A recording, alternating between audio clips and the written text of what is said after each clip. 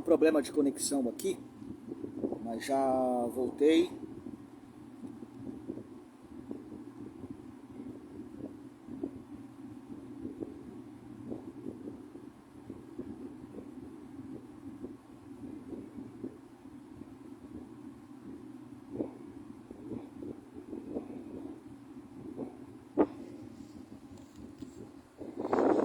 Opa, a Cláudia chegou aqui, boa noite. O Jonas também entrou aqui, boa noite. O Jonas fez a solicitação, ótimo, acho que agora vai dar certo. Ah, já sei o que é. Acho que agora vai, hein, Jonas? Ah, ó, Jonas aí, pronto, já tá na live, beleza. Você abriu uma live também ou não? Impressão minha? Não, não. Ah, tá.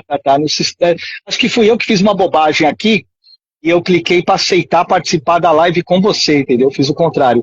Agora o Felipe chegando, ele já dá. Vamos bater no papo, o Felipe deve estar acompanhando a gente, já ele tá aí. Me diz como é que eu faço para. Sim.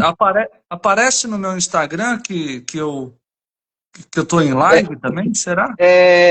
Eu acho que não, mas aí é o seguinte, quando terminar a gravação, eu envio para você um compartilhamento desse vídeo como colaboração, aí você clica aqui sim, para você publicar no seu Instagram também.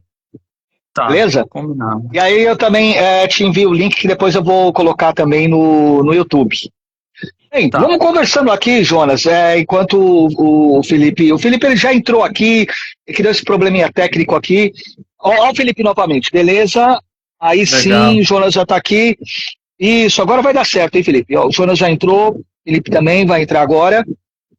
Vamos aguardar alguns segundos. Já cliquei em aceitar aqui a participação do Felipe. Aê, Olá, Felipe, beleza? Boa noite. Vocês me Tudo escutam? bem? Sim, muito bem. Obrigado por ter vindo aí. O Felipe, ele é ator, produtor cultural e dramaturgo. Felipe P, dramaturgo. Felipe Pereira, nome artístico, ator e produtor cultural. E o Jonas Mendes, diretor teatral. Eu queria primeiro boa noite de vocês aí. As primeiras palavras de vocês aí. Pode começar, o Felipe. Eita, peraí, calma. Boa noite, gente. Tudo Boa bom? noite. Legal reencontrar o Luciano, que é um cara que conheci, né? Porque não sei se já fez, já colocou essa informação, né? Nosso passado de ST, escola de teatro. Sim. Inclusive, eu trabalhei com o Luciano, inclusive, nos experimentos Fênix. Felipe, tá um pouco baixo o seu microfone, viu? Tá um pouquinho baixo. Isso, agora melhor. Eu vou ter que falar um pouquinho aqui assim. Ótimo. Esse celular aí. Beleza. Não é isso. Mas é isso, gente. Ótimo. Então, é isso. Bom te reencontrar, de verdade. Não, com certeza. Uma alegria rever os amigos, com certeza. Um abração para o Jeter, que vai acompanhar a live também. As palavras iniciais do Jonas aí, Jonas. Eu primeiramente queria dar boa noite a todas as pessoas que vão ter contato aí com a live e dizer que eu estou muito feliz pela oportunidade de estar aqui trocando essa ideia com você, Luciano, que é um cara que eu admiro muito, que tem uma história assim que eu pude em alguns momentos compartilhar, né? A gente pôde se encontrar em momentos complexos, né? Mas, ou seja, me dá uma alegria imensa estar podendo te encontrar aqui nesse momento, te ver nesse novo momento. Isso, assim, de verdade, me enche de alegria, porque a vida não é fácil, né, cara? A vida não é fácil, principalmente nessa cidade como São Paulo, né? Enfim, estou muito contente também de estar aqui do lado do meu grande colega Felipe, que é o meu, assim, hoje é o meu grande parceiro no teatro, assim, realmente, assim, a gente que faz parte da companhia no fim, né? A gente realmente é uma parceria muito forte mesmo. Então, eu queria que vocês falassem um pouquinho da companhia, dessa parceria, já há quanto tempo. Você sabe que a gente se conheceu lá na SP Escola de Teatro, mas enfim, tem um projeto que se desdobrou aí, né? E aí, eu pedi para que vocês também possam interromper à vontade, falar. O Felipe pode perguntar para o Jonas, Jonas para o Felipe, enfim, é uma conversa entre amigos. Legal. Bom, vamos lá, sobre a Companhia no Fim. Sim. O primeiro, vamos dizer assim, o embrião da Companhia no Fim, que inclusive veio com esse nome já, começa lá em 2021, no finalzinho de 2021, finalzinho de pandemia, né?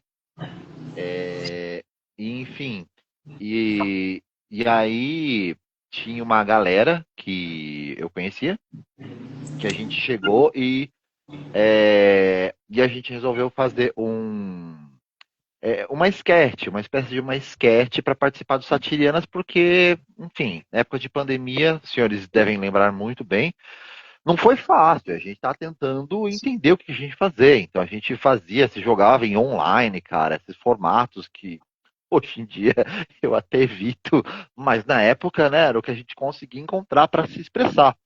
Então,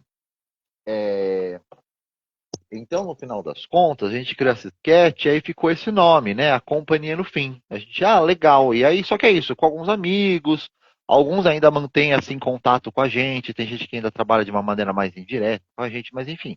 Mas é uma coisa que foi muito pontual e beleza, e passou. Só que aí, começa a passar o tempo, né? Aí, beleza, ficamos por ali. Aí, eu começo a conversar já em 2022 com o seu Jonas Mendes. E lembrando que eu e o Jonas também a gente também se conheceu. A gente faz parte de um outro grupo juntos, que é um episódio à parte, chamado Companhia Trova 8. Aí eu cheguei e falei, Jonas, vamos fazer alguma coisa aí? Aí a gente resolveu se juntar, eu, ele e Jeter.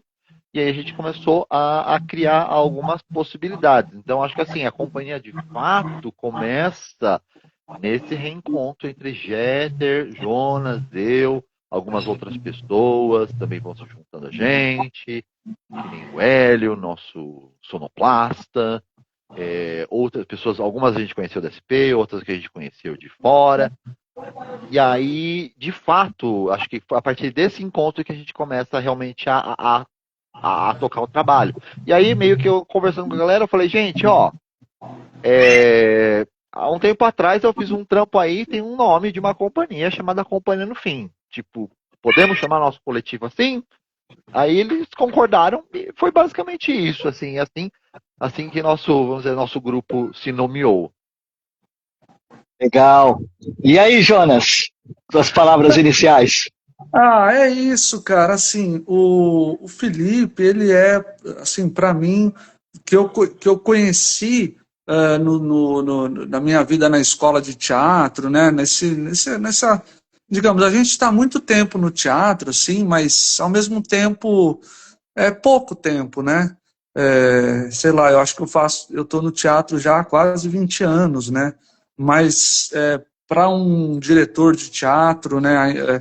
As coisas que eu já fiz é muito pouco. Entre aspas, a gente está tá no meio do caminho, não está nem iniciando, não está nem há muito tempo, mas está no meio do caminho. A gente já fez muita coisa.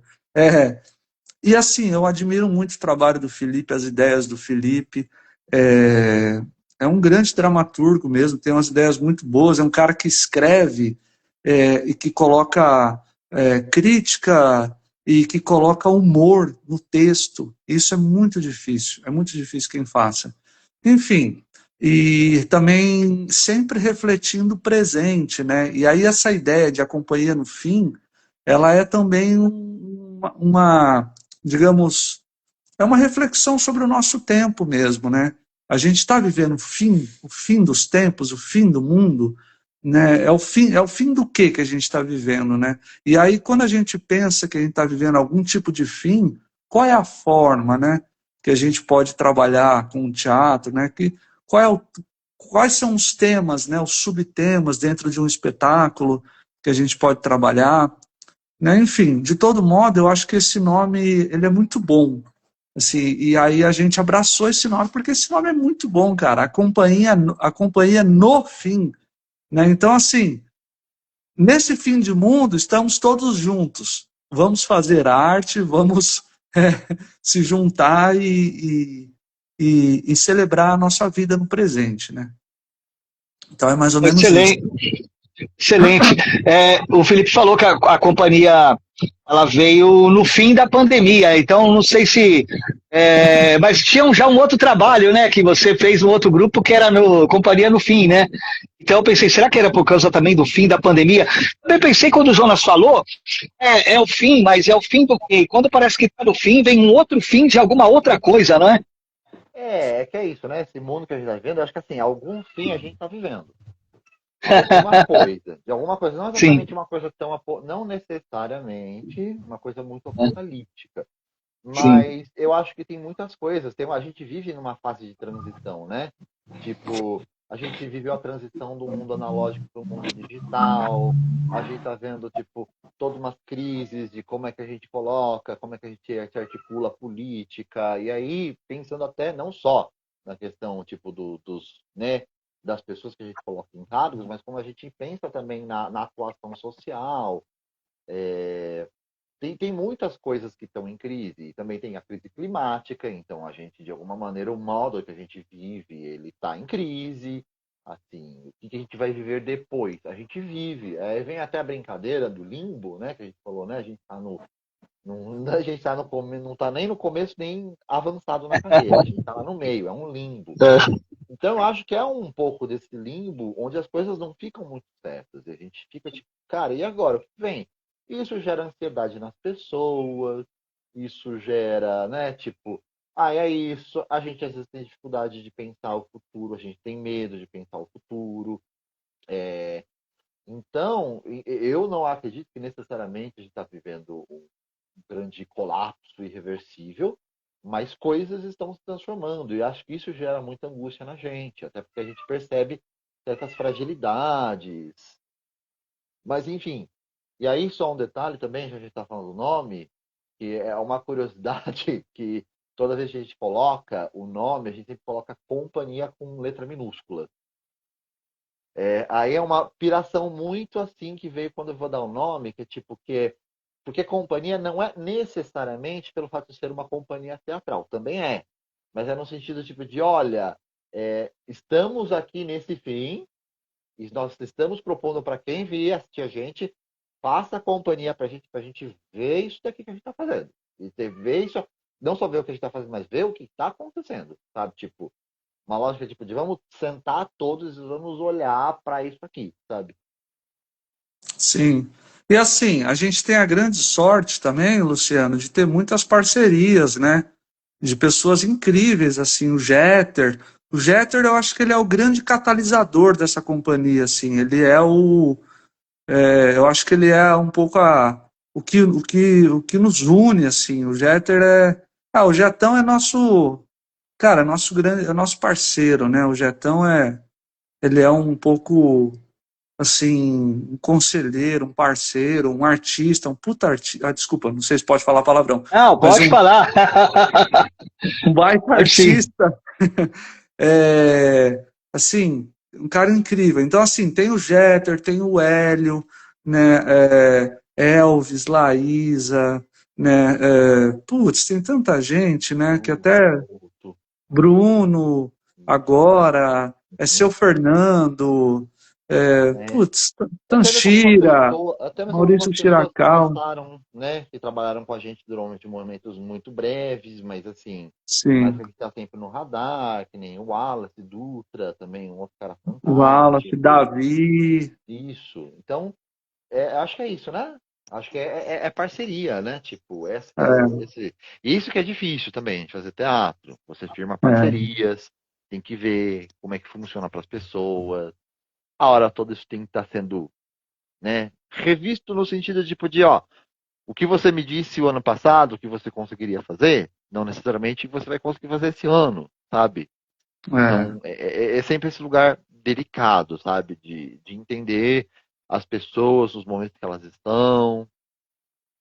Sim, porque no fim das contas, Luciano, para quem faz esse tipo de teatro, que é um teatro independente, né, geralmente, quase sempre, 99% das vezes sem grana, né, a gente depende muito de parceria mesmo, né, um coletivo de pessoas com uma vontade em comum, né, de expressar uma coisa em comum, e com a perspectiva de que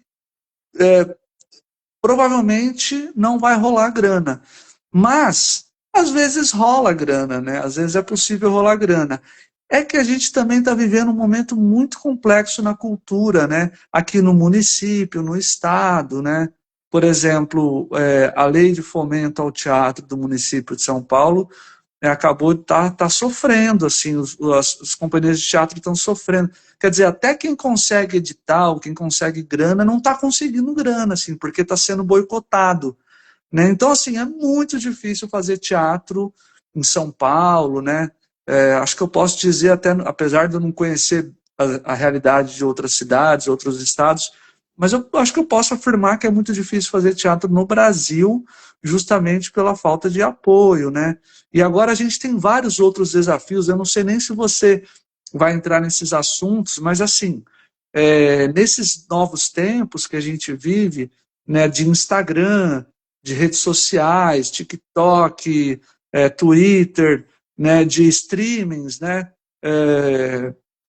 esses filmes que a gente pode ver em casa, né, aplicativos de comida, delivery, né? Então, assim, tá tudo na palma da mão. Quer dizer, as pessoas saírem de casa, para as pessoas saírem de casa, tem que ser muito atrativo, né? Tem que ser, é difícil competir com todas essas facilidades, né, que o celular trouxe, né, essas comodidades, né? E aí o teatro é um pouco também esse lugar incômodo também para o espectador, né? Claro que a gente também tenta trazer um pouco de trazer um pouco de entreter. O teatro também tem a função de entreter o espectador, né? Mas não é só isso, né? O teatro ele incomoda, o teatro produz sensações no espectador, né? Pelo menos o teatro que a gente busca fazer, né? Então é isso, assim. É muito difícil, por um lado, você tem um Estado brasileiro, né? Ou mesmo aqui o Estado de São Paulo, o município de São Paulo, que não ajuda, é muito difícil. E, por outro lado, assim, fazer teatro independente depende de público e também não é fácil, né, a gente trazer o público, né? É preciso muitas estratégias, assim. É muito complexo. E, inclusive, a gente, né, eu vou falar por mim, mas a seguinte pergunta: por que eu estou fazendo teatro ainda? Ela sempre passa pela nossa cabeça, né? Porque, do ponto de vista de lucro financeiro, não vai ter, né? É muito raro quem ganha dinheiro, sobrevive com teatro. Então, assim, o que é isso que nos motiva, né? É muito louco, cara. É muito interessante. Vocês trouxeram vários pontos aqui bem interessantes mesmo. Eu queria que vocês falassem algumas questões. Primeiro, vocês comentassem um pouquinho dos trabalhos que vocês fizeram, das peças que vocês fizeram, desde a Companhia Trova 8 até a Companhia do Fim, né? Que vocês fizessem um apanhadinho aí, falando pra gente. E queria saber se o Bruno, que você citou, é o Bruno que fez o curso de teatro também, é aquele Bruno, não? Não é outro, né? Não. Não. Faz tempo que eu não vejo. E o Felipe também falando aí dessa questão, você também, né, Jonas, das redes sociais, desse mundo pós-moderno, esse mundo líquido aí, como o Bauman já falou há algum tempo já, e enfim, na hora que vocês falaram disso, me veio um filme à cabeça, não estou lembrado o nome do filme, mas é uma história que vem um cometa, acho que é isso, que vai acabar com a Terra. Não sei se vocês viram esse filme. Não olhe para cima. Isso, exatamente. Exatamente. Me lembrou um pouco isso aí, que foi até o fim mesmo, né? E assim, não fizeram nada, a humanidade não fez nada para tentar uma outra alternativa, né? Digamos que dobrou a aposta e continuou. Então, outra coisa que me fez pensar também no que vocês falaram é essa questão do papel do artista, né? Eu vejo o artista como um ser que é uma espécie de um farol para aquilo que incomoda. Então, eu acho muito importante o trabalho de vocês, o trabalho do artista, porque, pô, como você falou, né, Jonas, não é para ganhar dinheiro, ficar rico, pode até eventualmente acontecer um trabalho ou outro, mas não é esse o objetivo principal. Também me preocupou essa questão da lei de fomento ao teatro, essa crise, porque São Paulo sempre foi referência para o teatro. Se São Paulo está desse jeito, com a política pública cultural, está no Brasil, né, no restante do Brasil. Então, é muito importante assim quem a gente vai votar para ter uma mudança de pensamento nessas questões dessas políticas públicas. Eu estava até pensando, curiosamente, acho que foi na semana passada, porque eu parei um pouco de ir ao teatro, né? E sinto falta, gosto, tudo, mas estava pensando nisso que vocês levantaram aí das redes sociais, você pede pela comida pelo aplicativo, então, cara, é uma coisa perigosa, né? Porque você acaba buscando muito entretenimento no streaming mas esse trabalho de resistência de vocês é extremamente importante. Vocês estão na linha de frente aí como artistas, trazendo essa inquietação. E eu queria que vocês comentassem um pouquinho de tudo isso aí e falassem das peças, um pouquinho desses históricos, desde a Trova 8 até a Companhia no Fim. Coisa. O som tá baixo. Opa, né? Eu sei. Eu tenho que fazer aqui, às vezes. Tem que trazer pra cá. Esse microfone é muito bom, gente. Mas, enfim. Cara, assim, a gente começando pela Trova 8, né? Pelo nosso espetáculo Metápolis. E é isso, Jonas? Isso foi em 2013, no contexto da SP Escola de Teatro, né? A gente criou-se um núcleo, né? Que é a proposta pedagógica da escola, né? E aí, a partir desse núcleo, a gente se conheceu, Felipe, Ivana, né? E aí toda a galera que fazia do humor lá, o Fernando, Marquito, Gabriel, Carlitos, né? A Jô, né? Quer dizer, esse encontro que a gente teve na escola de teatro foi um encontro muito feliz, assim, porque a gente saiu da escola em 2013 com essa ideia de ter essa companhia, né? Que é a Companhia Trova 8, e com um espetáculo feito para ser apresentado em praças, na rua, né, em espaços abertos. E a gente teve um período, esse espetáculo teve um período de duração chamado Metápolis. Ele teve um período de duração interessante, assim, a gente fez bastante apresentações. Foi apresentar no Festival de Teatro lá de Sumaré, né, a gente foi apresentar no Festival de Teatro de Sumaré, da cidade de Sumaré. Uma mostra de teatro de teatro de rua em Osasco também. Em Osasco, né? Então, assim, foi bem legal para nós que tinha acabado de sair da escola, né? E aí, enfim, a vida em São Paulo é muito maluca, né? E aí cada um foi para o seu lado, cada um foi viver sua vida, né? Muitos voltaram para suas cidades, né?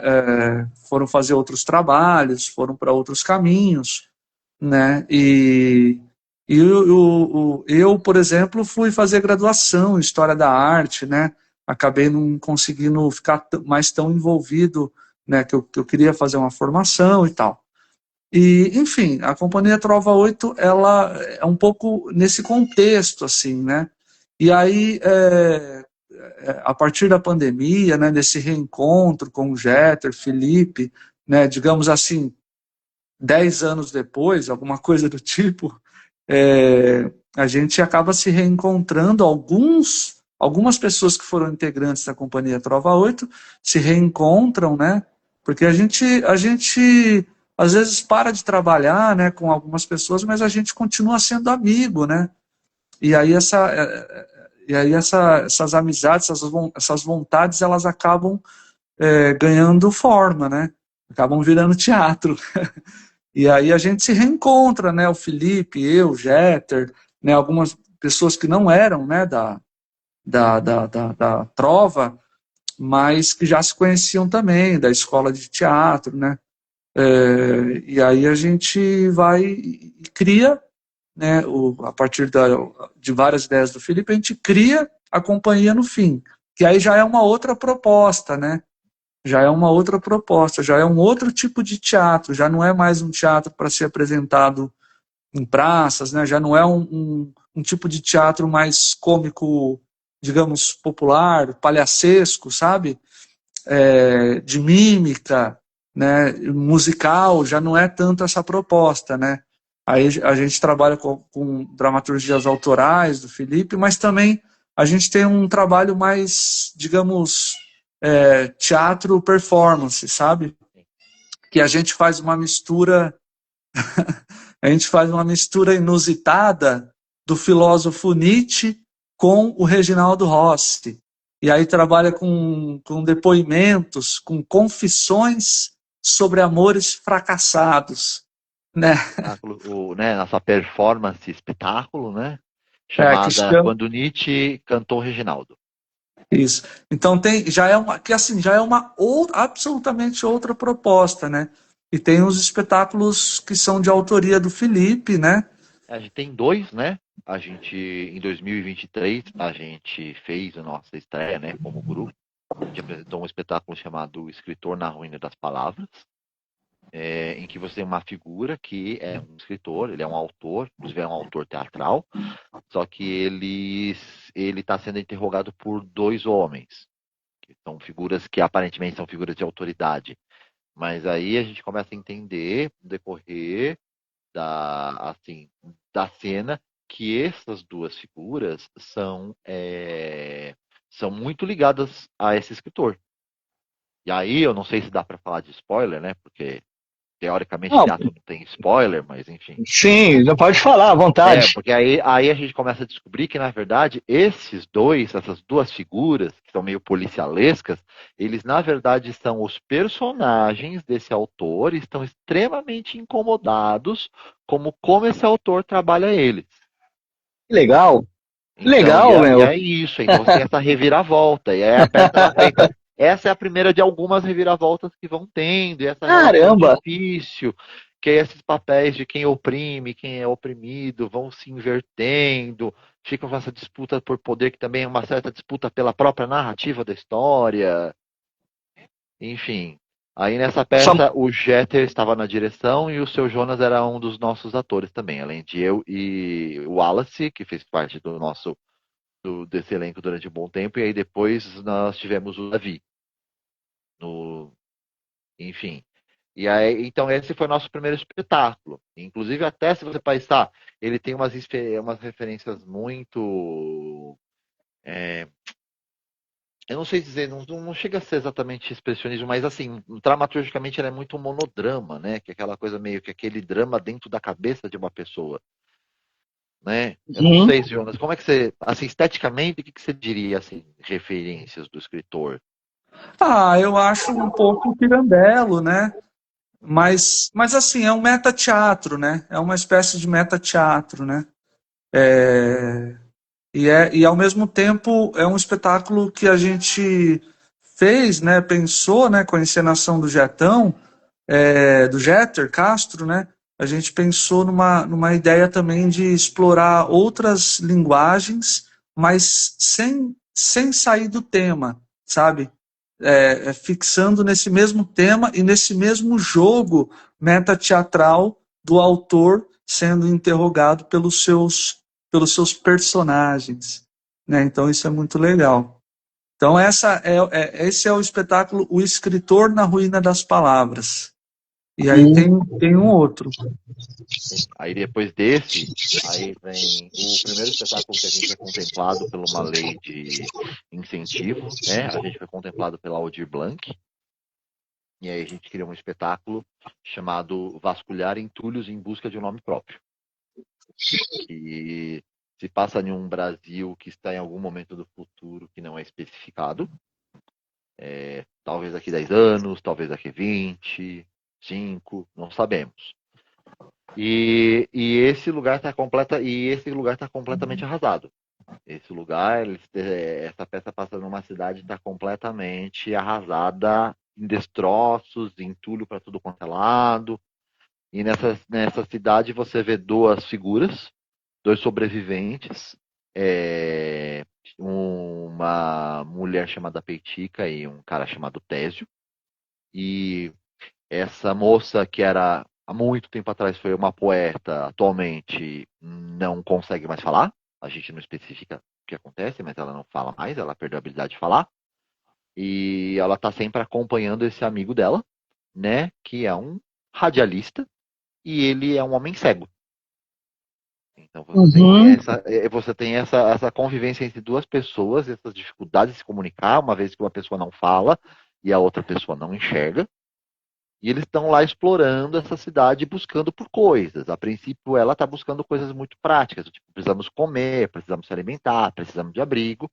E o amigo dela é muito focado, na verdade, em encontrar coisas de valor. Porque ele é uma espécie de um saudosista, um fanista. Ele fala, não, um dia esse país vai se reerguer, porque a gente é o país do futuro. Então vamos lá, não vamos desistir, não. Mas num lugar um pouco idealista, mas de certa maneira, até a certa piada, a ironia da situação, né? Esse cara que tem grande esperança no futuro não consegue olhar para o estado do presente. E a pessoa que vê o estado do presente não consegue falar.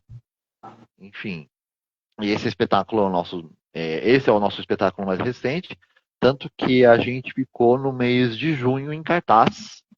Estava agora há pouco, embora ele tenha estreado o ano passado. Ele estreou ano passado em agosto de 2025, mas aí a gente apresentou ele em março desse ano, e aí a gente fez uma temporada no Teatro das Urgências, lá perto do Teatro Sérgio Cardoso, no mês de junho, perdão. A gente ficou um mês inteiro lá em cartaz.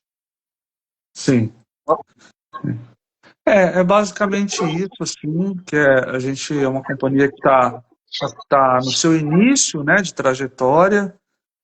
A gente está compondo, né, a gente está criando, compondo, está entendendo a nossa identidade, né, e ao mesmo tempo, assim, não é porque é o nosso trabalho, mas eu posso afirmar que sim, que são trabalhos bem potentes, assim, bem interessantes, e que o espectador sempre tem um diálogo interessante com a gente, assim, a gente recebe muitas devolutivas interessantes. Às vezes já vi gente rindo muito na plateia, já vi gente chorando na plateia, né? Então, assim, bom, quem faz teatro, quem está assistindo a gente aqui faz teatro, sabe que, na verdade, a gente faz para o público, né? A gente quer tocar o público, né? A gente quer dialogar com o público. Então, esse é o objetivo principal e isso nos deixa contente.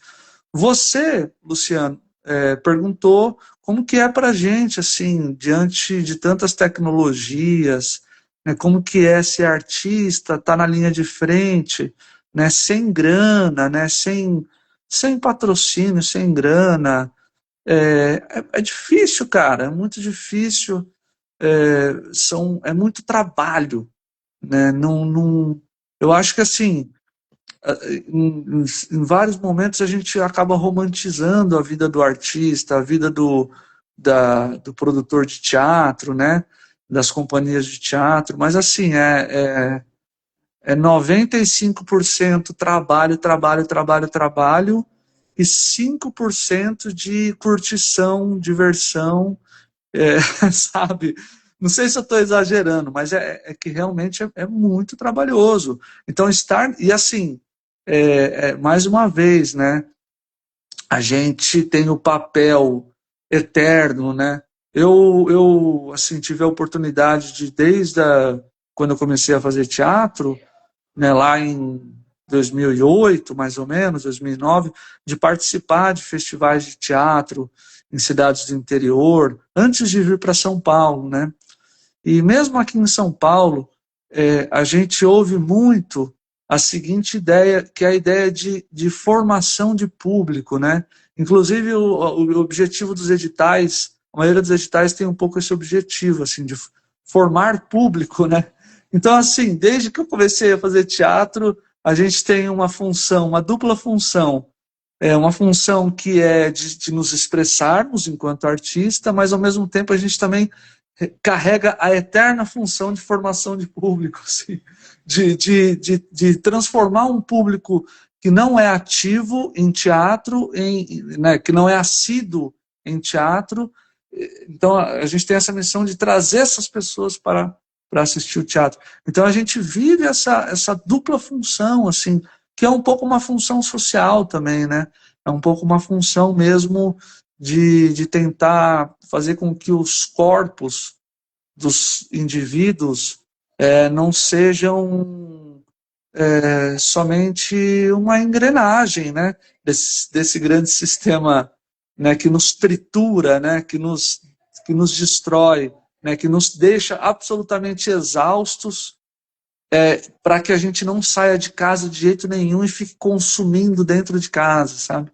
Sei lá, tô tentando criar uma imagem assim um pouco dessas dificuldades, né? Interessante aí que vocês estão trazendo. Desculpa, Felipe, fala alguma coisa? Não, ia concordar com o Jonas. Basicamente concordar. Mas então, só também uma complementação que eu acho importante pensar, que é justamente essa lógica. Só queria entrar no assunto dos editais, assim, um pouquinho. Porque, por exemplo, existem muitos editais, né? Assim, mas de uma maneira geral, editais aqui em São Paulo, que as pessoas geralmente têm um certo acesso. Você tem, por exemplo, alguns editais que são municipais, e aí você tem, por exemplo, desde o fomento ao teatro ao programa Vai, você tem estadual o PROAC, e você tem a lei federal da Aldir Blanc, né? Assim, de uma maneira geral, né? Assim, e assim, independente da questão dos valores, porque cada edital tem um valor específico, também cada edital pensa num tipo específico de grupo, por exemplo, o fomento ao teatro é um fomento dedicado para artistas e grupos que já tem uma carreira, já tem uma certa estrada, enfim. Mas isso não importa tanto, assim, porque o que é importante é que, claro, editais são extremamente importantes, acho que assim, eles ajudam a gente muito, mas todo edital ele tem um período de duração, né? Então o artista ele está recebendo aquele dinheiro para que ele possa produzir aquele trabalho. Então é isso, parte do dinheiro vai, né, para a gente receber alguma grana, né? Afinal de contas é trabalho, mas tem parte do dinheiro que você tem que usar, tipo, para questões estruturais, tipo, do seu figurino, você precisa disso. Dependendo do caso e do grupo, também você pode ter edital, você pode ter que destinar a parte desse dinheiro para o aluguel de um espaço, se você não tiver acesso a nenhum espaço público. Você também precisa, às vezes, desenvolver algumas ações, às vezes oficinas, ou cursos, ou enfim. Tem muitas coisas, então é isso. Então, esse é um dinheiro que ele é gasto com muitas coisas e ele é um dinheiro que é breve. Porque o fato é, todo projeto, uma hora acaba. No nosso caso, por exemplo, a gente recebeu um edital em Caena, a gente conseguiu um certo aporte financeiro, né, modesto, né, conseguimos, e ele acabou. E é isso. Chegou em agosto, acabou. E aí, a gente tem que fazer aquela pergunta entre a gente, falar, e aí? E agora? A gente não tem mais o dinheiro. Não tem mais dinheiro para a gente falar, oba, vamos agora continuar andando, assim, apresentando em vários lugares? Tipo, falar, tipo, como é que a gente faz?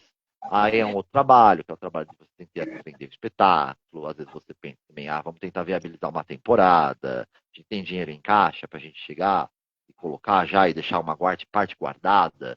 Porque aí, né, dependendo da bilheteria, a bilheteria consegue super cobrir, às vezes até pagar a gente, mas às vezes a bilheteria não vai ser o suficiente.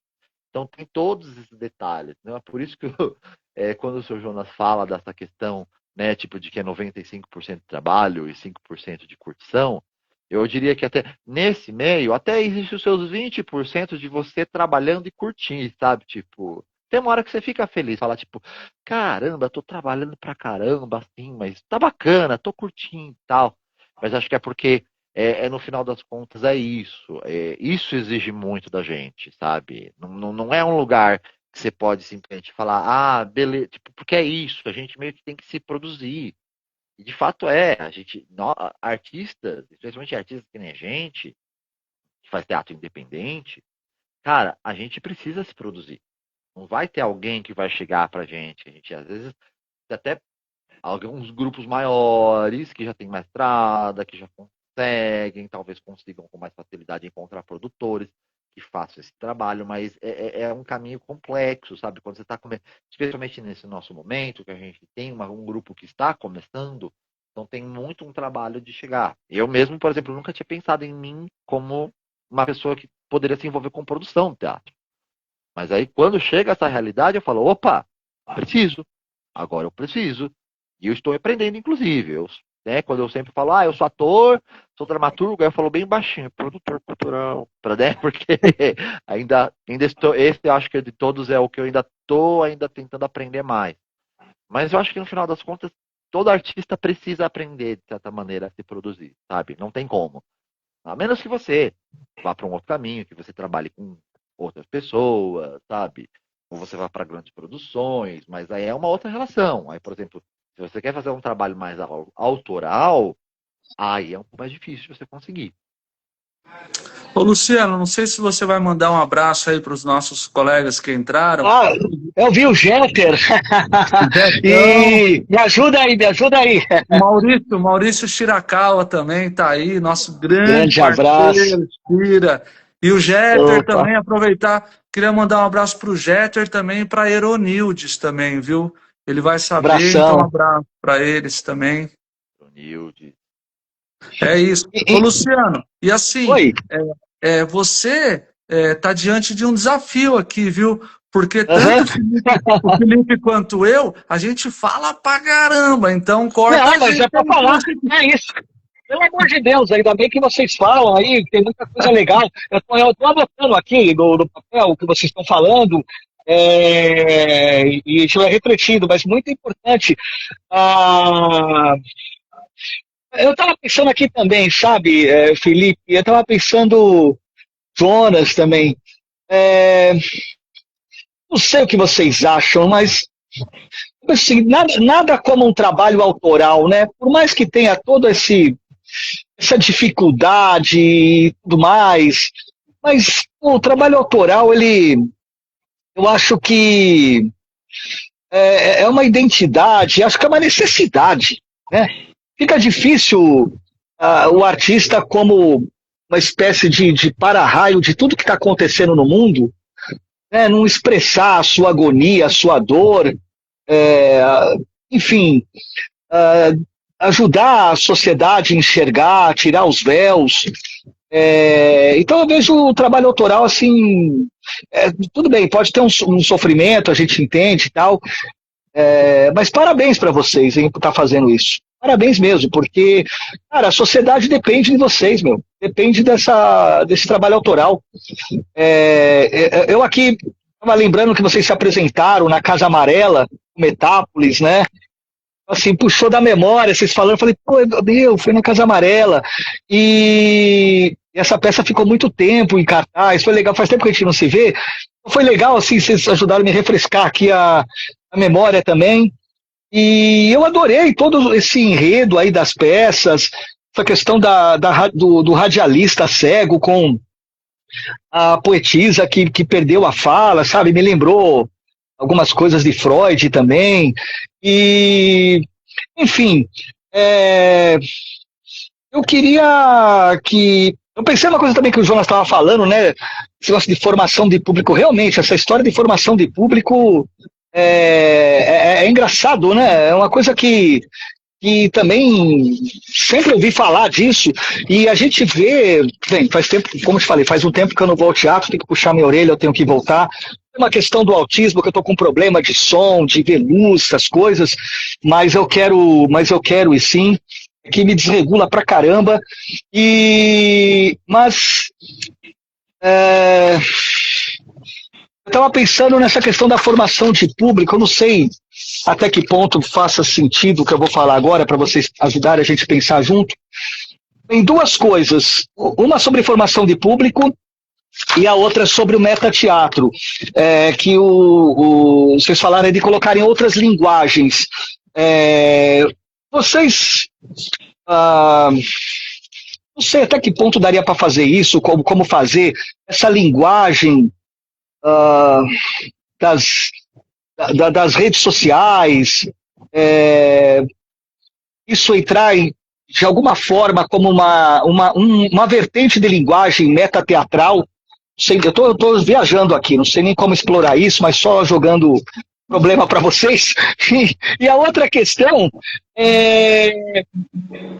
eu trabalho em escola agora, né? Eu trabalho numa creche.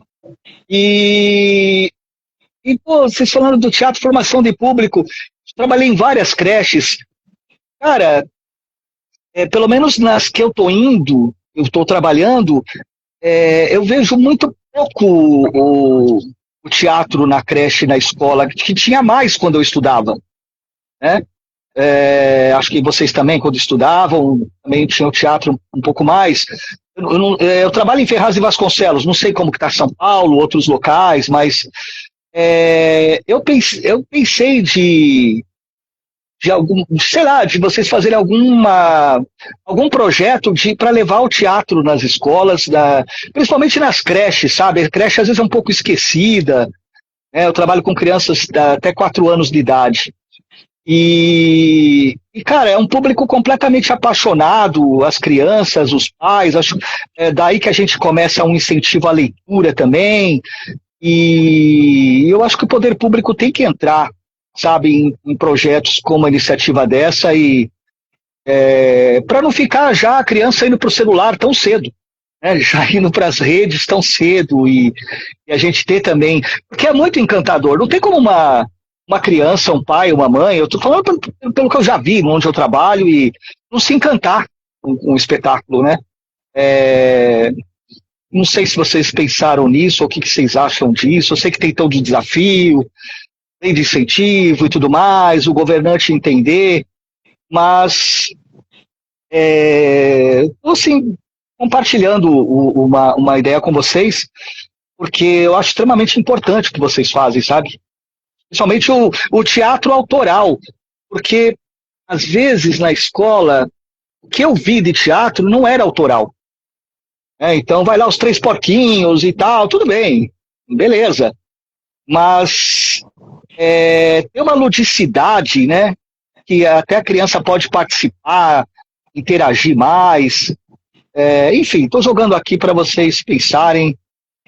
Desculpa eu viajar demais aqui. Mas, enfim, eu me senti provocado pelas coisas que vocês trouxeram tão legais, e eu estou tentando aqui a gente fazer um apanhado. E também falar para o pessoal que está aqui assistindo a gente, quem quiser fazer pergunta, pode escrever aí. Jonas, o Felipe vai responder. Já viu alguma pergunta aí, Jonas? Não, ainda não apareceu aqui não. Tá. Eu queria ouvir vocês. Então eu vou falar brevemente sobre essa questão de teatro para as creches, porque assim, Luciana, aí demanda um tipo de teatro também um pouco mais específico, né? Porque a gente faz um teatro mais para público adulto, né? Então tem essa questão, né?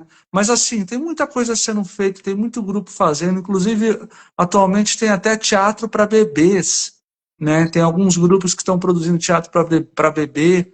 Então assim, companhias, trabalhos sendo feitos para crianças, né, de 6 meses a alguns anos, tem muita coisa sendo feita. O que precisa justamente é de projetos do Estado para fazer essa ponte, né, entre esses espetáculos e as crianças, né? Tem muita coisa que acontece, assim. Aqui em São Paulo tem muitas companhias que escrevem seus espetáculos e, como contrapartida, vão apresentar em várias escolas, né? Então, assim, tem coisa acontecendo. É que poderia estar acontecendo muito mais, né? Mas isso depende de política de Estado, de entender que crianças terem contato com as artes, com o teatro, com a literatura, com as artes visuais, com o cinema, né, com o circo, né, as crianças terem contato com as artes faz com que elas tenham um desenvolvimento muito, muito melhor do que as crianças que não têm contato com isso, né? A gente tem, inclusive, sociólogos que trabalham com isso, né?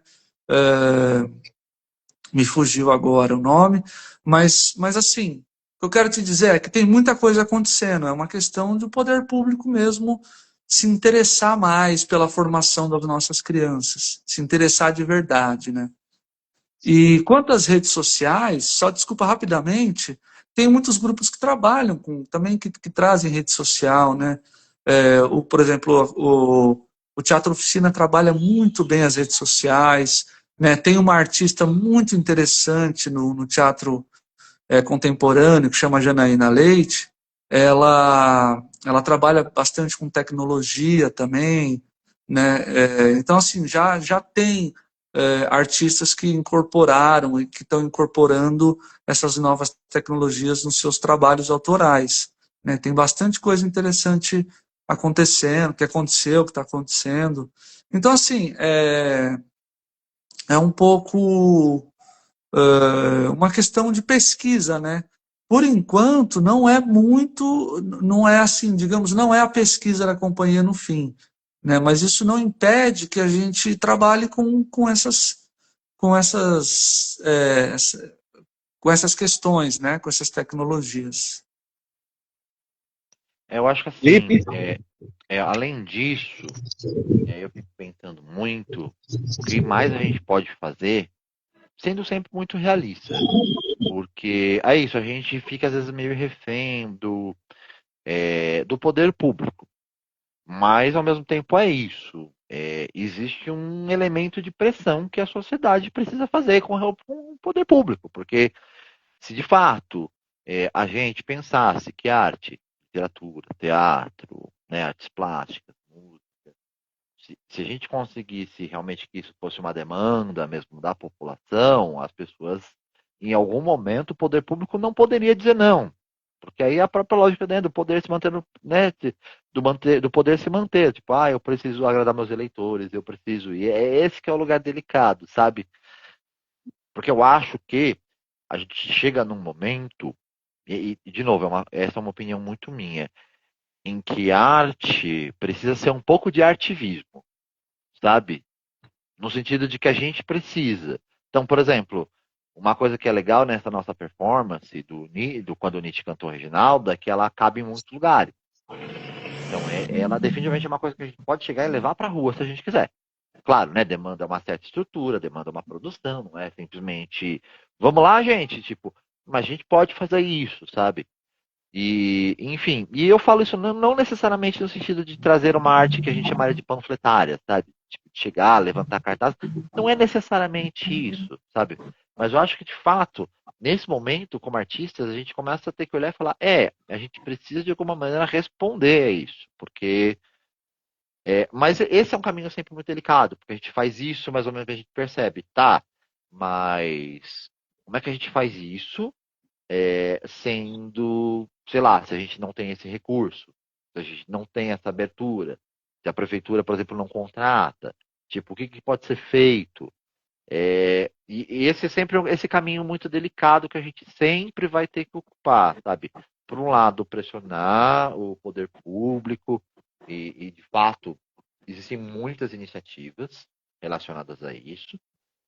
A própria Aldir Blanc, de certa maneira, foi isso, no final das contas, foi uma reivindicação da classe artística, mas ao mesmo tempo, tá, e o que mais a gente pode fazer? Porque eu acho que é isso. Também acho que o, o complexo é que as pessoas não entendem a importância daquilo. Então, por isso não se tem, sabe? E é muito louco, porque a gente fala sobre teatro e sobre linguagens artísticas, isso não está muito presente para gente, para elite, para escola de elite, isso é extremamente presente. Tem uma coisa que, tipo, que escola de elite tem, eles têm contato com linguagem artística. Os alunos sempre têm, sabe? Então, é isso, né? Quem não tem acesso Quem não está tendo Uhum. acesso? Uhum. Sim. Ô, Luciano, Mas... acho que tem uma, Oi. que tem uma Oi. questão aí do Maurício Tira. Isso. Você responde aí a Você pergunta dele? quer ler? Ó, Quer ler? explique melhor. Eu acho que é por quê, né? Acho que é isso. Porque o Metápolis não era exatamente a Companhia do Fim. Ah, sim, que ele está dizendo o seguinte, que esse espetáculo, Metápolis, ele não é da nossa companhia, né, da Companhia no Fim.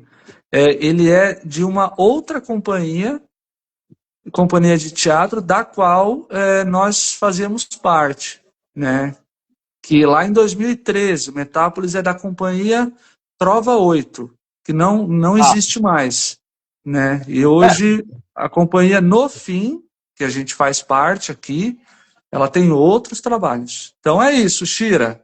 Obrigado aí. beleza. Muito obrigado. E quem quiser pode ir Ô, perguntando aqui Ruttman. também. Então, interessante isso que o Felipe trouxe aí, fez pensar numa espécie de apartheid cultural, né? Então, um determinado grupo socioeconômico tem acesso à arte, à cultura, ao teatro, enfim, nas linguagens, e um outro grupo que já sofre com saúde, educação, também sofre com acesso à cultura também, né? E aí, de repente, é mais fácil, por interesses, jogar um smartphone na frente, passar um streaming, e cada vez mais esse público que está sofrendo, né, apartado, é perverso isso, hein? Ficar cada vez mais distante da reflexão crítica, né? Mas tem vários, né, em várias matérias de jornal que fala que os donos das Big Techs, né, Mark Zuckerberg, Bill Gates, os filhos deles não têm acesso a isso. Os filhos deles não têm acesso. Eles não têm. E de fato, porque se você para pensar na condição financeira deles, eles não precisam. Eles podem se entreter de outra maneira. Mas o filho de uma pessoa de baixa renda, que se equilibra em 2 trampos, que chega em casa cansado, cara, tipo, É. toma um celular, sabe? Tipo, é um pouco isso, é meio cruel, né? Porque, tipo, às vezes Uhum. individualiza muito. Ah, esses pais que deixam as crianças usarem celular. Cara, tipo, às vezes aquilo é o que a criança tem acesso. Às vezes, sei lá, às vezes, talvez nem uma televisão. Porque você pensa, né? A própria televisão nem Uhum. vai ser tão acessível para ela. Interessante você estar falando, porque fizeram uma lei aí, né, para proibir o smartphone nas escolas. Como se isso fosse a solução. Vai lá, faz uma lei, está proibido usar, vem de cima para baixo, de uma forma vertical, mas não tem um raciocínio inteligente, pensando numa contracultura, pensando em formas de, por exemplo, levar o teatro para a escola, o circo, não, é aquela coisa do poder, né, opressor, né, pedagogia do opressor, né, tá proibido o celular, e todo mundo usa escondido, fica uma coisa que enxuga gelo, né? Assim, eu gosto, eu acho que essa é uma boa medida, Luciano. Tem até países que estão proibindo, acho que a França agora aprovou uma lei que proíbe o uso de redes sociais para até 16 anos, né? Então, assim, eu acho que de fato, eu acho que o Estado pode olhar um pouco para isso, mas ao mesmo tempo, como contrapartida, né? Se não, a criança não vai ficar com o celular na mão, ela vai ter acesso ao quê? Uhum. Né? Acho que essa é a grande questão, né? O Estado vai mandar na escola pública os ônibus para levar as crianças para o museu, o Estado vai mandar os ônibus para levar as crianças para o teatro, né? Ou vai levar espetáculos de teatro para as escolas, né? Porque só também, né? Porque o lazer, né? O lazer, a diversão, também forma a pessoa, também forma o sujeito, né? E o acesso a um lazer de qualidade, né, faz toda a diferença, né? Porque uma criança ficar no TikTok, por exemplo, girando dezenas, centenas de vídeos curtos, é um tipo de lazer, mas que é um tipo de lazer muito alienante, né? Muito que não traz assim um saber, né? Não desenvolve algum aspecto dessa criança.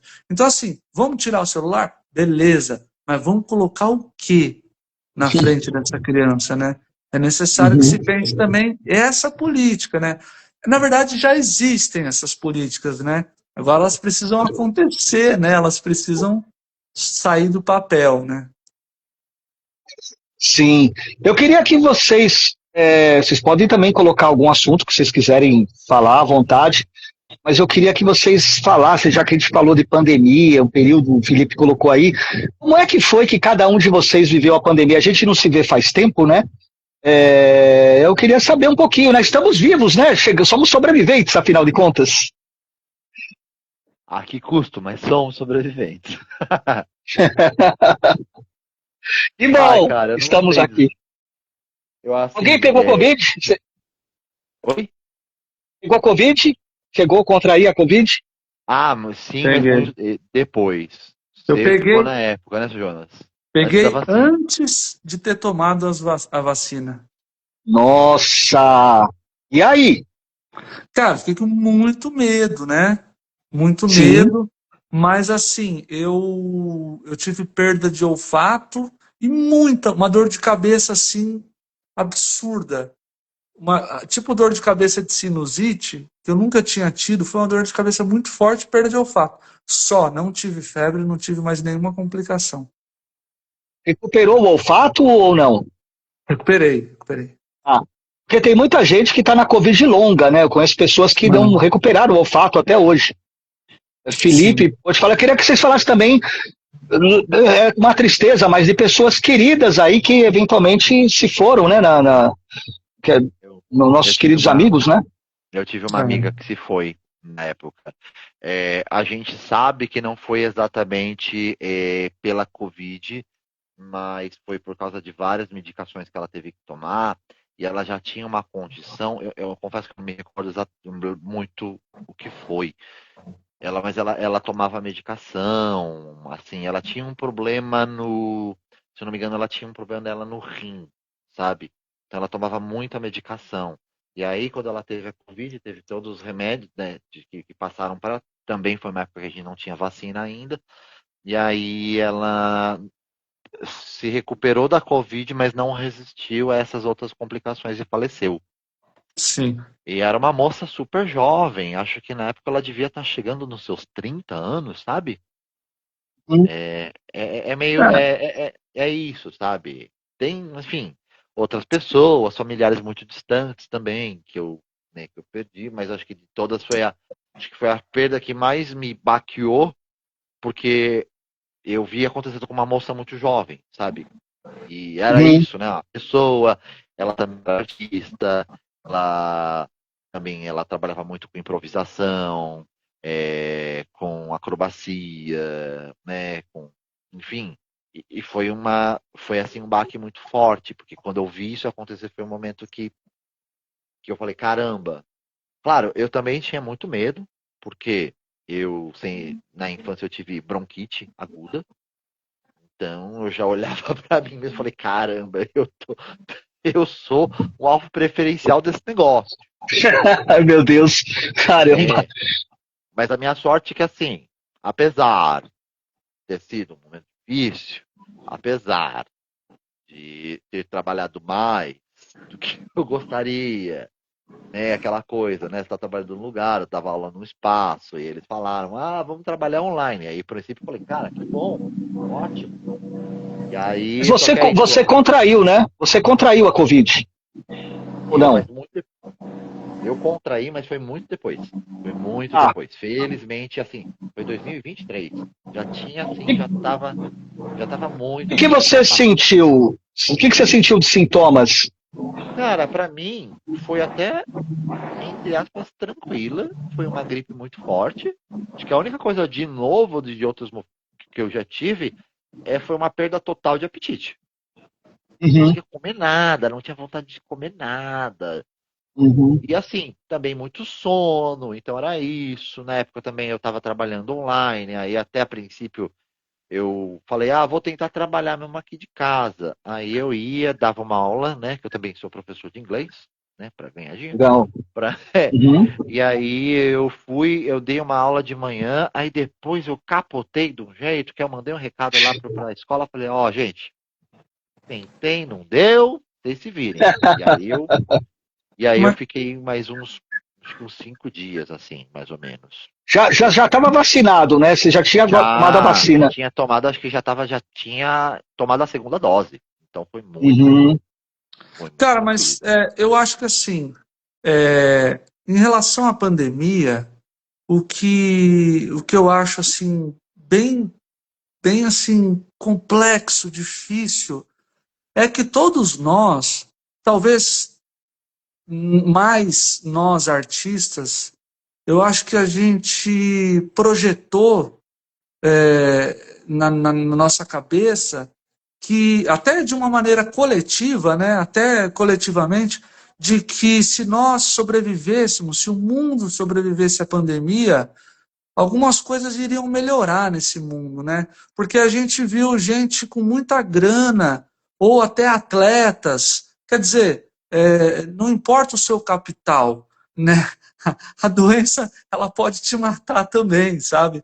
Então, assim, o que eu acho mais loucura, assim, é que a gente projetou que o mundo poderia, né, ser repensado e virar um lugar melhor. Mas aí, logo depois da pandemia, veio duas guerras, né? Duas, tipo, três guerras, né? Ameaças de bomba, uma coisa horrível, né? Então, assim, até voltando um pouco à história do nome da companhia, né? Companhia no Fim, é muito bizarro isso, né? O que a gente conquistou depois da pandemia? Guerras, algumas guerras, muitas mortes, mortes de crianças inocentes causadas pelos Estados Unidos, né? E a gente também produziu o primeiro trilionário da história. Então, assim, a pandemia parece que foi uma tragédia, uma catástrofe que, de uma certa maneira, inaugurou outras catástrofes, né? Caramba! A gente não, a gente achou que aprendeu alguma coisa, a gente não aprendeu nada. Parece até que piorou, né? Então, assim, o que será que precisa acontecer nesse mundo? Terremoto. O que será que precisa acontecer nesse mundo para a gente começar a repensar esse modelo de sociedade que só está produzindo, claro, lógico que está produzindo coisas boas também, mas assim, em larga escala é muita tragédia, né? As coisas não mudaram, a desigualdade no Brasil aumentou, né? A desigualdade no mundo aumentou. Então, assim, a pandemia não foi capaz de trazer um efeito que a gente imaginou que traria, né? Então, acho que essa é a grande reflexão da pandemia, para mim, por exemplo. Interessante que vocês estão trazendo, porque, olha só, uh, eu particularmente, eu tinha certeza que eu ia morrer. Queria saber de vocês, se vocês pensavam nisso, ou não. Eu falei, cara, eu vou morrer. Porque eu cheguei a trabalhar como corretor de imóveis e em uma semana morreram 80 colegas meus de trabalho. Eu trabalhava em 200, na região da Vila Matilde, e eu parei de trabalhar. Eu falei, eu vou morrer, cara. Teve gente que vendeu o apartamento e não pegou o dinheiro, porque morreu em uma semana. E era um período que enterrava, vocês lembram, né? Enterrava rapidamente, não tinha nem despedida. Era uma coisa esquisita. A gente chegava em casa, já passava desinfetante em tudo, tomava banho, passava nos produtos do supermercado, na porta, a gente não sabia o que era. Então foi uma coisa assim, tipo... como é aquela série lá da Netflix? Do espelho lá, Black Mirror, né? Pra mim foi uma coisa meio assim, entendeu? E assim, eu tinha certeza que ia morrer, tinha certeza.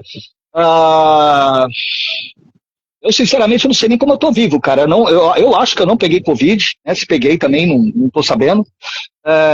Tomei as vacinas, mas foi uma. Eu interpreto assim, na minha cabeça, duas coisas que eu acho muito complicadas para a humanidade, para viver isso num momento histórico: é pandemia e guerra. Meu pai foi para a Segunda Guerra Mundial. É uma coisa complicadíssima, né? E pandemia, porque são mortes em massa. Eu queria saber se vocês. Como é que ficou a cabeça de vocês? Eu fiquei muito mal na pandemia. Eu tinha certeza que ia morrer, tinha certeza absoluta. Não sei se vocês ficaram com esse medo a esse ponto, né?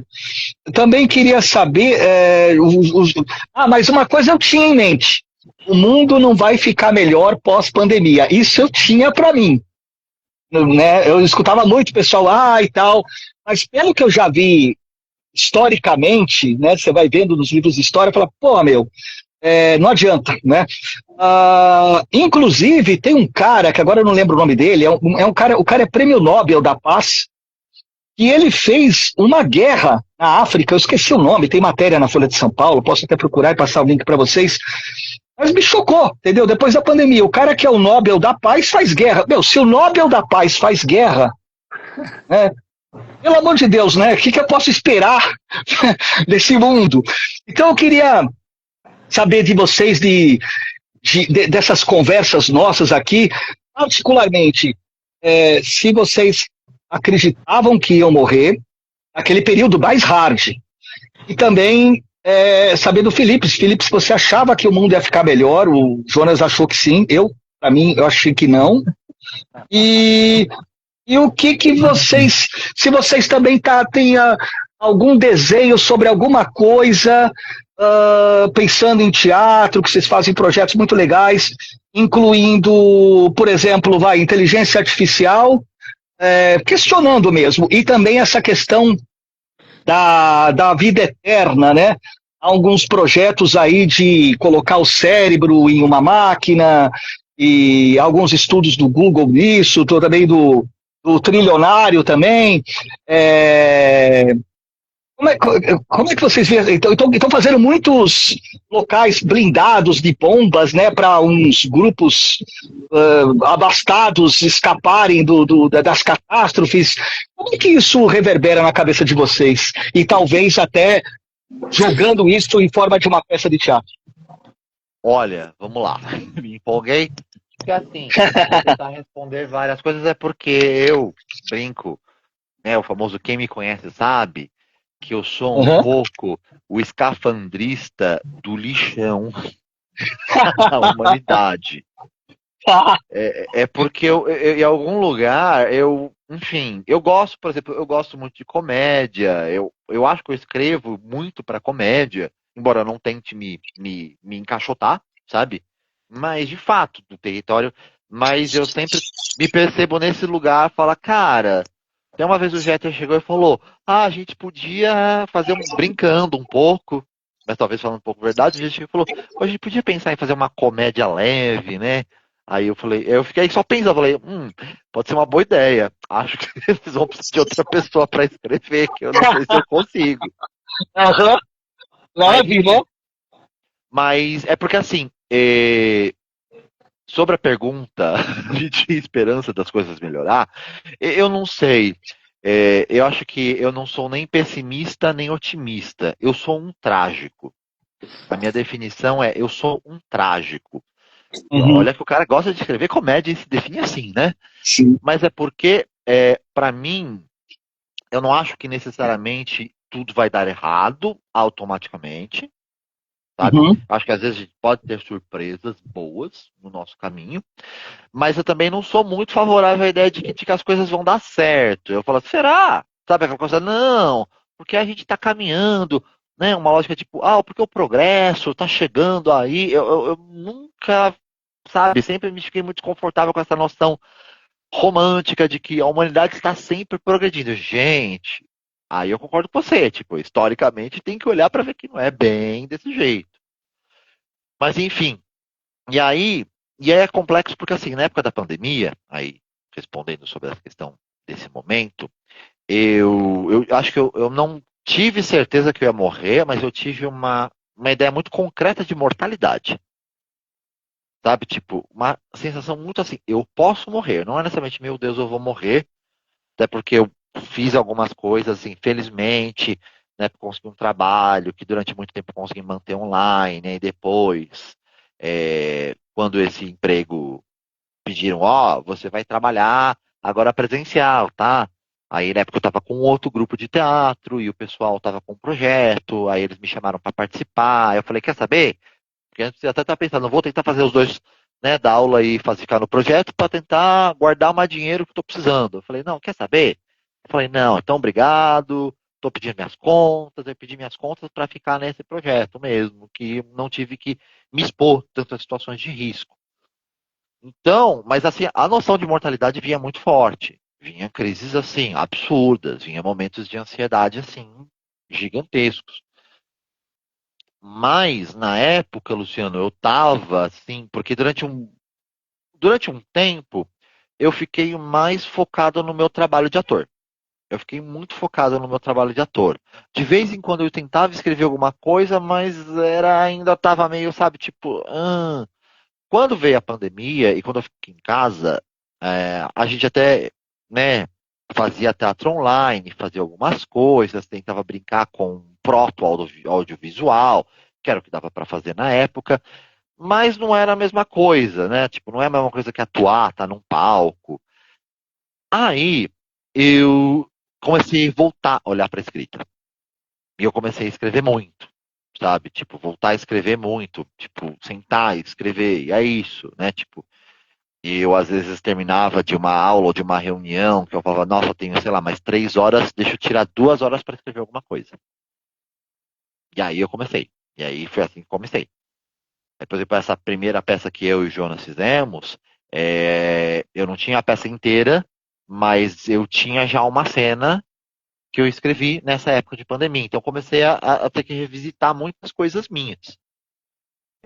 Aí, nesse processo também, eu escrevi um texto, que inclusive eu publiquei recentemente, chamado Uma Dramaturgia, que eu publiquei pela editora Efêmera, chamada A Derradeira Videolocadora Ainda Está Aberta, que é sobre duas pessoas que trabalham numa videolocadora. Só que ninguém entra nelas. Ninguém entra. Ninguém entra na videolocadora. E só que essas pessoas falam, não, vamos continuar, né? Porque é uma coisa que, da época, que me assustou muito, que eu via os movimentos da galera, tipo, para voltar ao trabalho antes da vacina estar pronta. E assim, de novo, eu não discuto, eu entendo a necessidade das pessoas terem que voltar a trabalhar no meio de uma pandemia, porque é foda, né? A gente precisa da grana. Nem todo mundo podia dar esse luxo. Super entendo. Mas o que me impactou muito era as manifestações. Você viu uma manifestação, viu uma galera, uma foto que me assombrou muito na época. Era de algumas pessoas meio que ajoelhadas na frente de uma loja, quase que tipo, meu Deus, obrigamos o governo a deixar a gente abrir de novo. E vários desses lugares abriam e fechavam, porque eles não tinham público, porque eles não tinham consumidor, porque não tinha ninguém. Então era uma relação meio bizarra que as pessoas tinham, do tipo, cara, a gente tá todo mundo morrendo, mas a gente vai abrir e talvez a gente morra, e a gente não vai vender nada, a gente não vai ganhar dinheiro, mas a gente vai abrir. Então, sabe, tipo, comecei a perceber que era uma relação meio doentia que a gente tem Com com o modo de certeza. vida que a gente tem, sabe? Com o Sim. jeito de trabalhar. E aí quando eu comecei a escrever, só que assim, quando eu comecei a escrever essa peça, estava inspirado muito na pandemia. Mas aí eu comecei a escrever e falei, mas acho que eu não quero escrever sobre a pandemia. Por quê? Porque eu acho que quando a pandemia passar, outros problemas virão. Outras coisas virão. Aí não Uhum. sei, pode ter uma grande crise energética que corte a energia de todo mundo, pode vir uma Uhum. guerra, pode vir muita coisa. Falei, tipo, porque eu acho que é isso.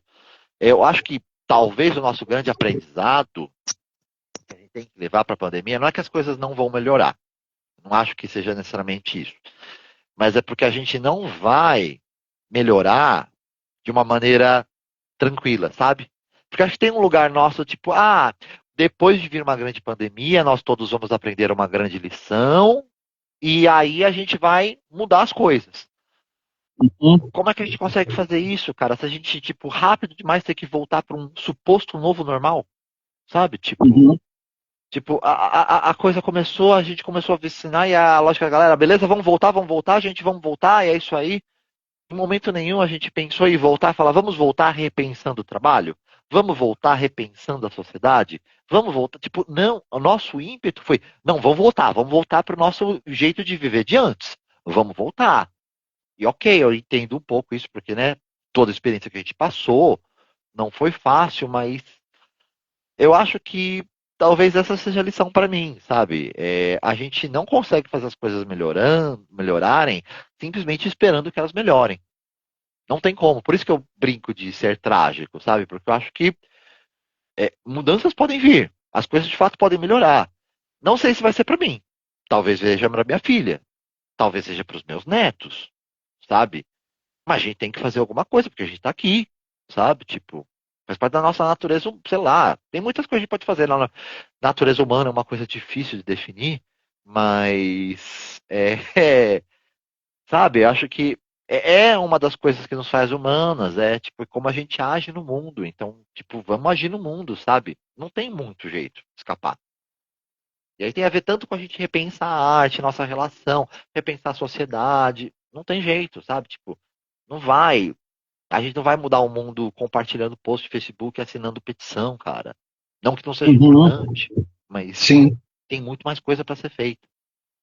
E Uhum. aí, respondendo rapidamente, que até para passar para o seu Jonas, se você quiser falar um pouco mais, Sim. falou de outras coisas, aí você fala tipo de outros elementos, das nossas peças, etc. Porque eu acho que é isso, a gente pensa nas nossas peças, a gente pensa muito, né? Não dá para falar de tudo, porque senão, meu Deus do céu, né? Mas como esses assuntos passam pela gente. Então, por exemplo, Aham. essa nossa última peça, Vasculhar Entulhos, acho que é uma peça muito pensando, tipo, e aí, humanidade, e agora? Né? Porque a peça já acontece no momento que já está Uhum. tudo arruinado. Não está anunciando que vai vir uma ruína. A ruína já veio. Já É. veio, já detonou tudo. O que a gente faz? E aí Uhum. tem uma figura que de vez em quando visita essa terra, que é uma espécie de um gringo, que é uma figura que a gente nomeou Mister Kodak.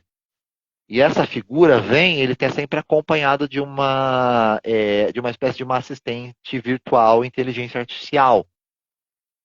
E ela está sempre presente. E ela está lá, dando opinião, falando, às vezes até contrariando o que o dono dela quer. Mas enfim, o que eu acho de interessante pensar é que quando a gente começou, a gente viu que tinha essa figura, a gente ficou conversando e falou, e aí, o que a gente faz? Como é que a gente traz essa figura? Uma opção seria trazer uma inteligência artificial, uma Siri, uma voz do Google, ou a gente pode ter uma atriz que seja dubladora que faça isso pra gente. Aí na época, felizmente, a gente conhecia uma pessoa que também é outra parceria maravilhosa, que é a Laís Alfenas, que acabou fazendo dois papéis nessa peça. Ela faz a poeta que não fala e gravou a parte, a voz dessa inteligência artificial. Afinal de contas, como uma não fala, não tem problema ter uma outra voz.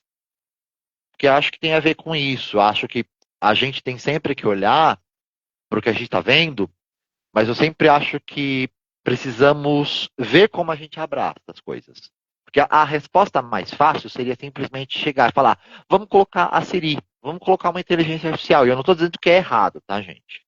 Estou dizendo que eu acho que isso é errado. Mas, mas será que é a resposta mais interessante? Considerando, né, também toda a discussão que a gente tem sobre artistas serem substituídos por inteligência artificial, a gente vai substituir um artista por inteligência artificial? Para quê? Será que não é Sim. melhor ter uma. Entende? Eu acho que. E acho que Entendi. para a gente isso é um assunto. Isso eu acho que é uma reflexão que eu acho que a gente tem que sempre ter. Tipo, coisas estão acontecendo, novidade, tecnologia, tudo isso está vindo.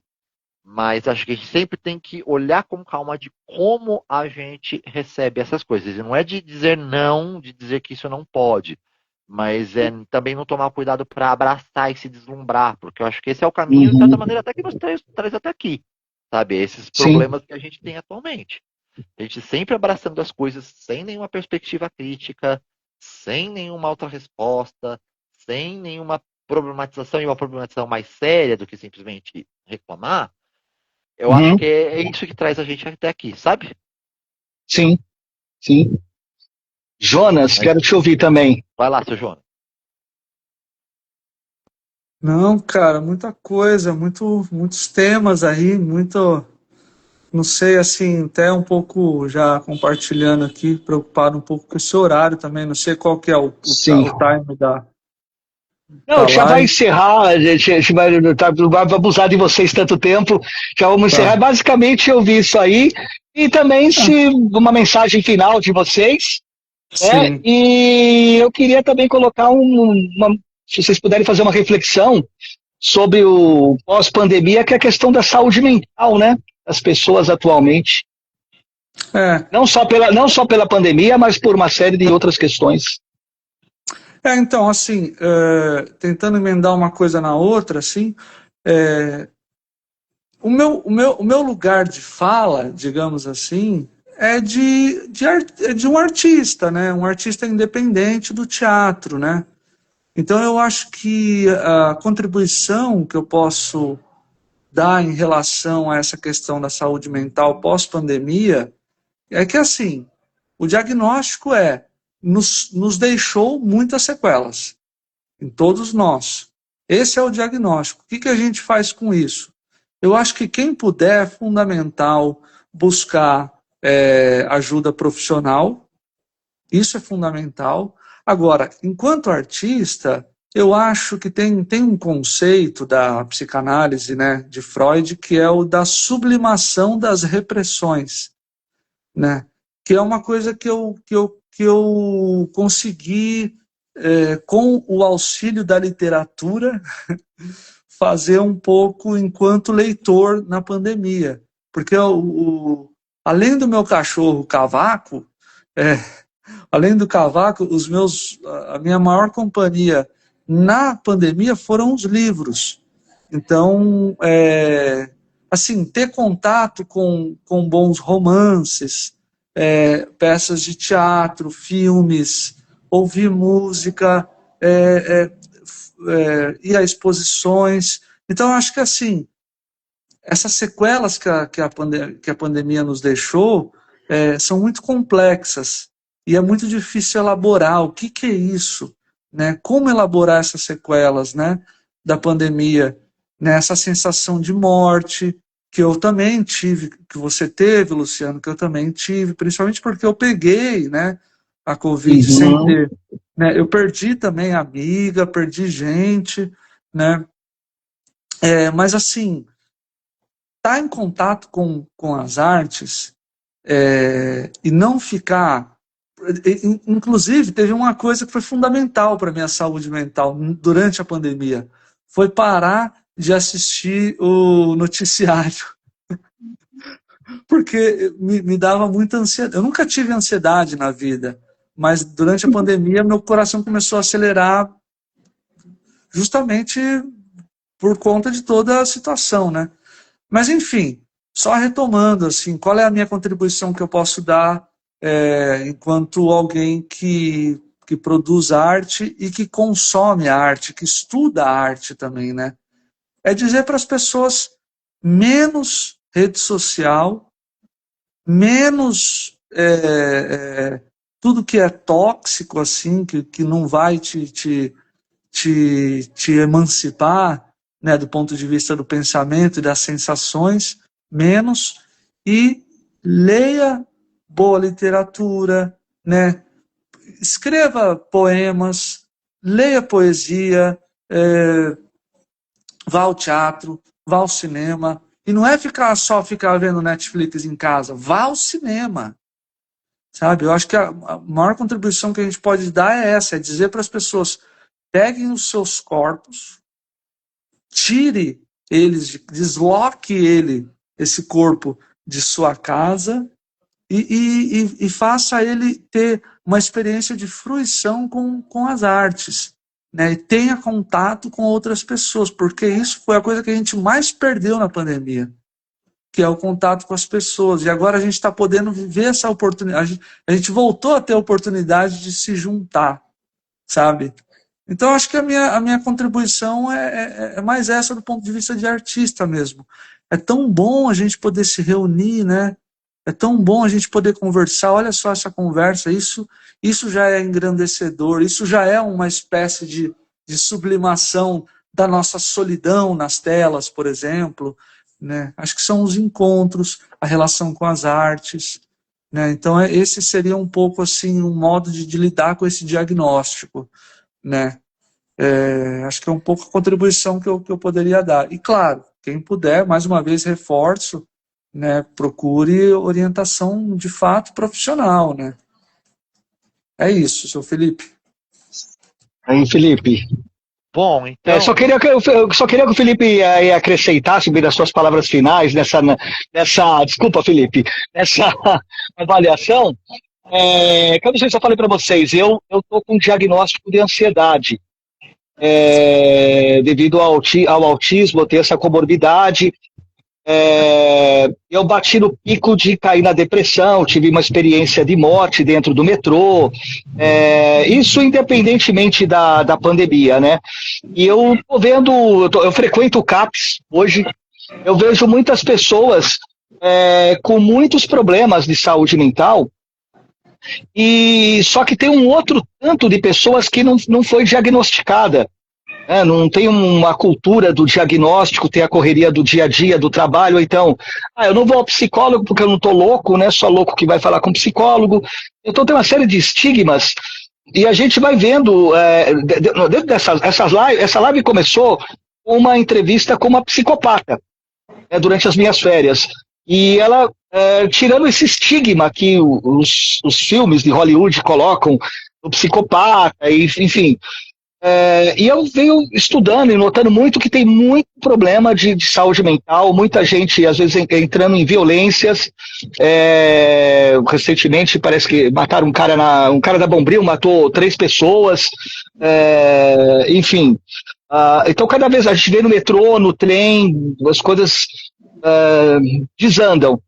Eu queria primeiro agradecer a vocês, o Felipe falar suas palavras de encerramento. Falar que eu estou muito feliz de ver vocês, estou muito orgulhoso dos trabalhos que vocês contaram aqui, que vocês fizeram no teatro e que vocês fazem com excelente competência, com muita excelência, não dava para esperar menos de vocês. O Felipe é muito criativo, escreve muito bem. No experimento lá da Escola de Teatro, a gente fez alguma coisa lá sobre criança e abordando a morte, né? Que é algo que não é muito falado, nem para adulto. Mas é isso, falar que eu estou feliz de revê-los. Espero que a gente se veja em breve em alguma peça de vocês. Vou ficar contente de rever, dar um abraço em vocês. E que vocês façam a divulgação final aqui. Deixar um abraço querido. E muita emoção de você estar aqui e agradecer.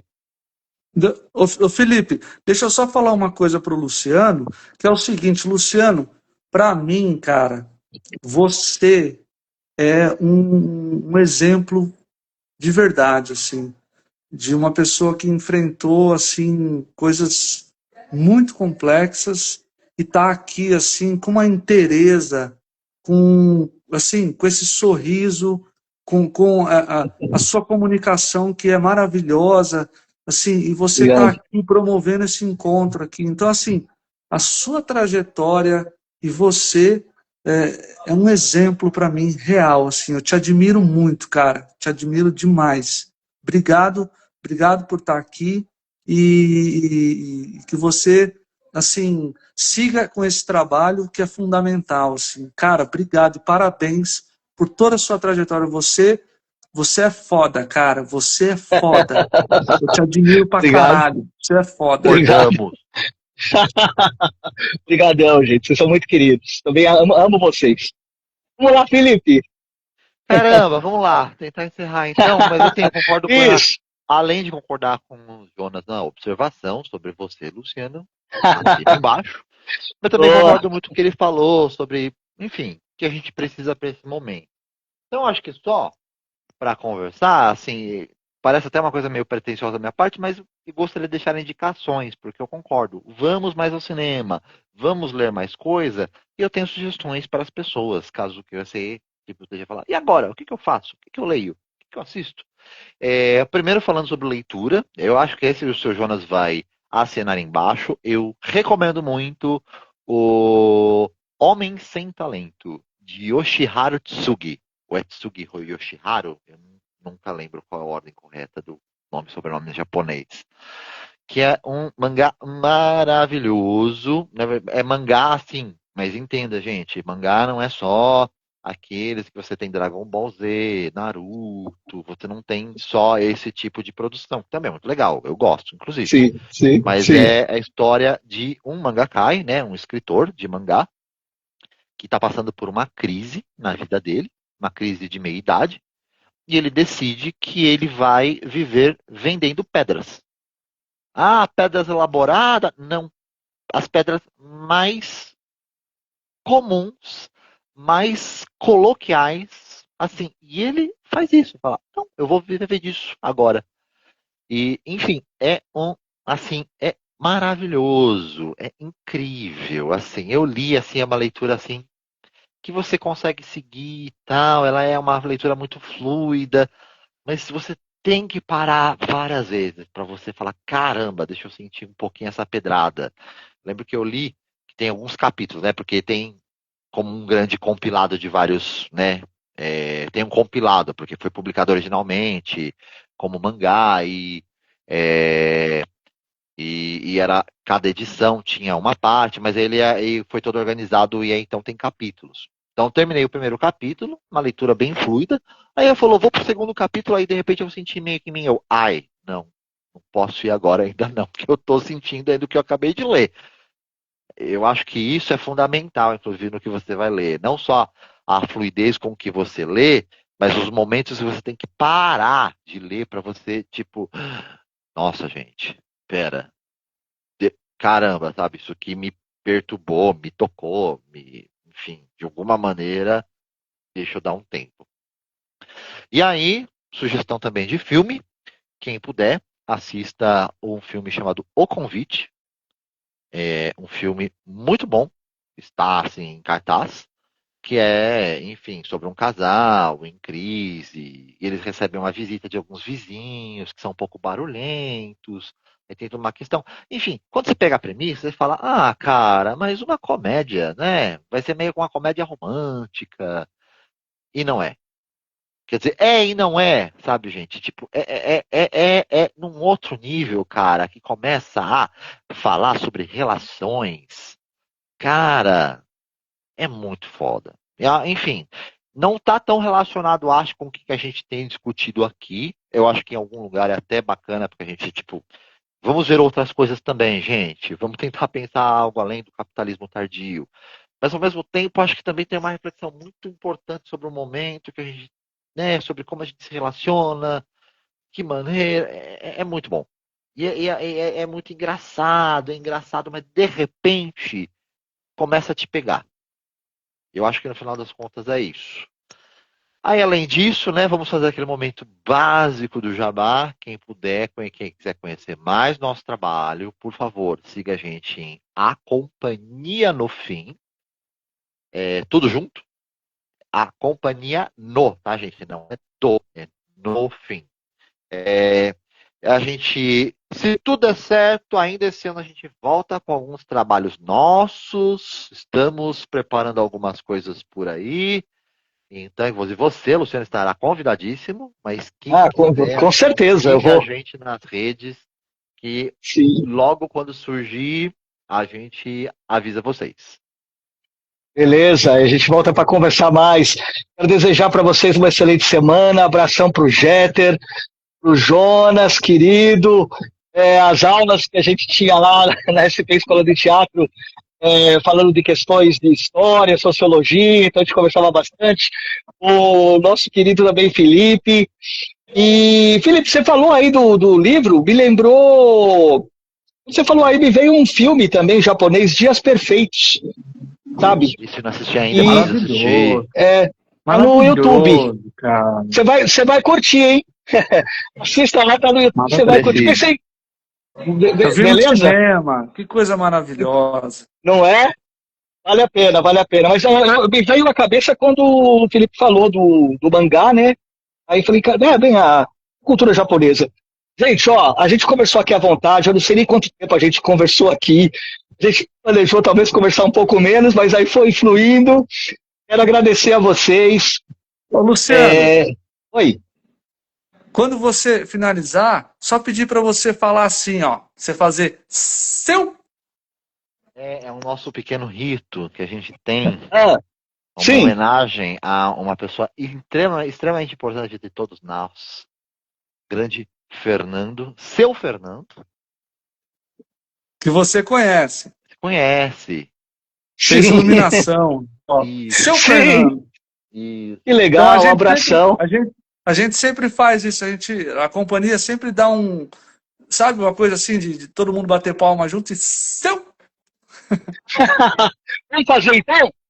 Vamos lá. Aí a gente encerra. 2, 3, Seu. Muito bom. valeu. Eu vou compartilhar a live para vocês como collab. Também vou passar o link no YouTube. Aí vocês podem publicar também no Instagram de vocês, tá bom?